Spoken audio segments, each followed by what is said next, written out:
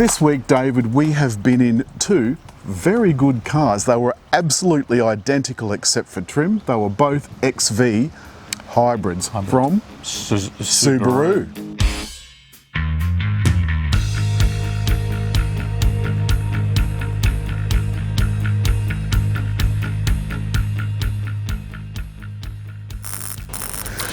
Well, Alan, you noticed that the front of mine was a little different. I had the upmarket version. I think that's astute judgment.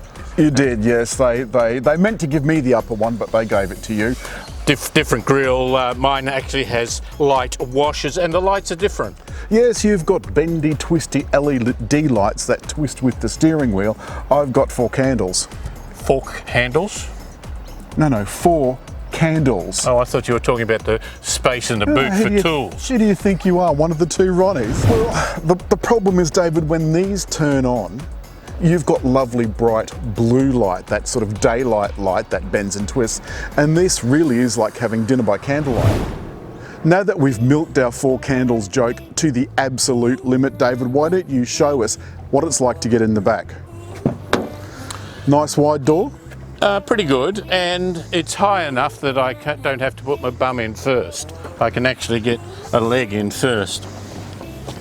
Now, the room in here is quite good. I've got the passenger seat forward just a little bit, but look at the amount of knee room I've got there.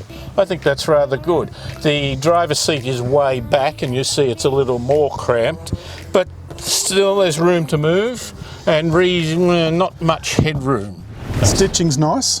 I like the stitching. I like it's just elegant without sort of being a GT stripe and glaring. And I've got the POV pack model, which means I have fabric seats, but you've got the leather interior. Why don't we have a look at that? Okay. This is Subaru's old interior. So we've got 3 screens, one over here in front of the driver, one up here at the top of the center stack, and one here, which is the main system. Now, the problem I've got with this is that there's settings all over the place. Like, you go home and there's some settings in here. Now, one thing I do notice is that you've got maps. So you've got navigation in this, whereas I don't have navigation in the other one. And you've got nicer seats too, David. David's had the posh one all week. But they gave me the posh one. David can reach for that without having to get forward in his seat. The beeps, fairly annoying. I'd turn that off if I were you. Up the top, at the moment, we've got showing a graphic of how the drive system is working. Whenever you turn any of the eyesight stuff on, that disappears, and that really bugs me. So if you use your smart cruise control, etc. Oh, okay. That turns up. See, the eyesight comes up instead. There's nothing that you can do about it, and Subaru says that's just the way it is. What do you think of the trim? We've got some more of that smart red trim here in the front, and some genuine fake artificial carbon fibre look. I think it's not a bad balance. I think this almost GT stripe, but without being over aggressive, with a nice sort of colour to it. I think it breaks it rather well. There's little bins everywhere, bi-zone climate control with an automatic function, which I like, and you can sync them, which is good. There's a sync button here, something that's missing in the Outback. You've got to go into the menu for that. Yeah. But, so there's good and bad all round. The steering wheel is festooned with buttons. David, show the people the buttons. Well, for a start, there is Sport or Economy, I think. Is that the one? Yeah. S Drive. Yeah. No, that's SI Drive. Yeah, that's right. So that is Sports and Economy. Okay.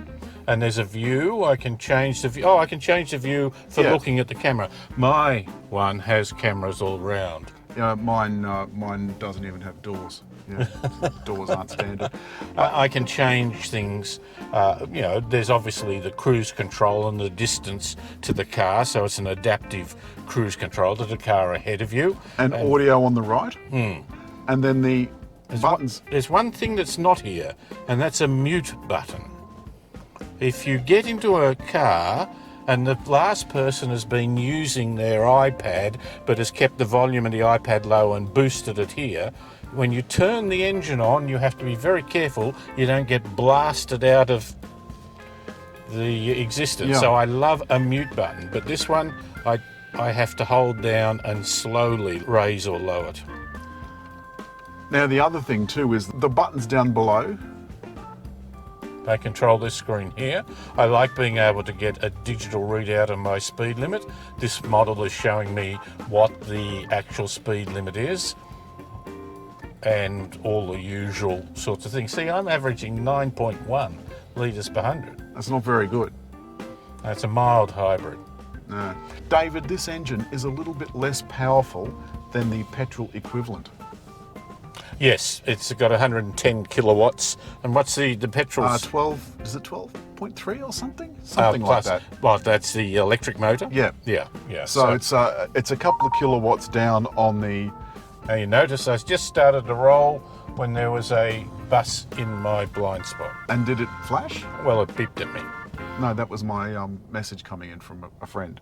Oh. Yeah. Well, it didn't beep at me. No. Would you like to tell the people what sort of transmission we have? We have a CVT, I believe. And it's your favourite transmission? No. No, nor but mine. It does have stepped things, and I have paddles that I can work on this. Ratios. It's got fixed ratios that if you stick the boot in, it really does sound like a normal transmission, sort of. The ride, David, is fairly smooth. And I think it's thanks to that fairly sophisticated suspension. We've got McPherson struts at the front with a stabiliser bar, but we've got double wishbones at the back. Now, as you know, double wishbones is dead posh. Dead posh. I love it when you talk technical. Steering, how's the steering? It's not too light. Sometimes you can get an almost mushy feeling, but it's got that little bit of... steady on, Mildred, steady on. Bit of delay almost in it. Now, do you think the delay's in the steering or is it in you? I think that's more likely the case. The other thing, of course, is that there's everything at your fingertips. Now, you're on the highway.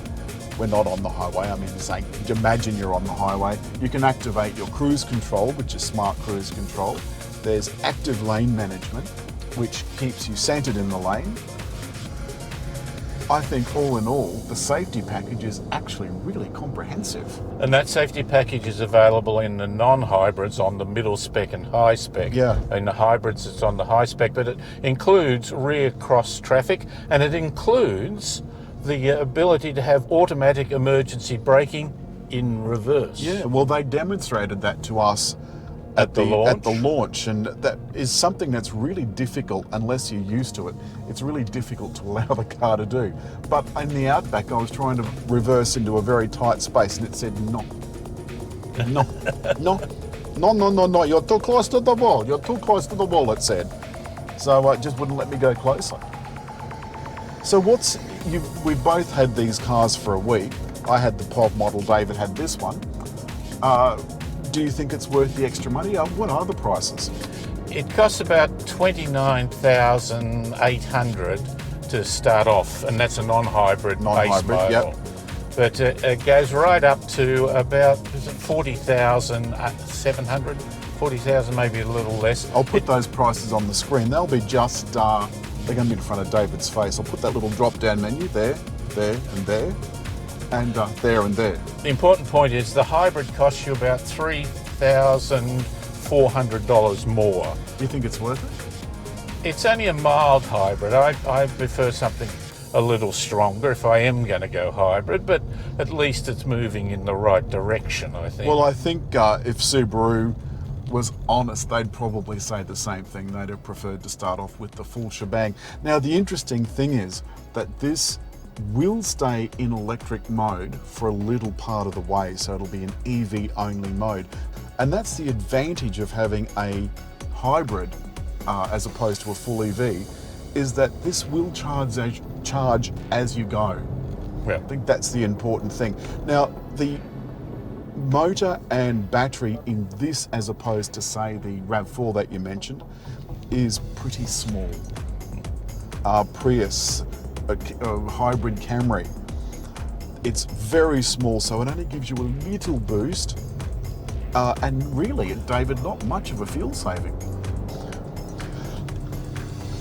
Now, David, you've got it in manual mode at the moment. Yeah, and I'm trying to get it out of it. Did I knock that over? I don't know. That's better. Oh, thank heavens for that. I didn't intentionally knock that over. Well, I think what you've done is you thought it was a staggered gate and it isn't. Okay.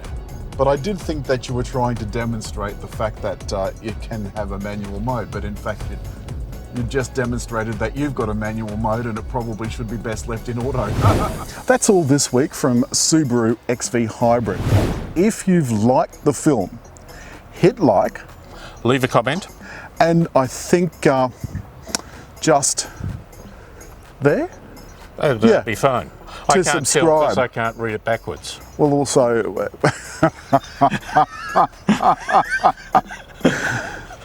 to subscribe.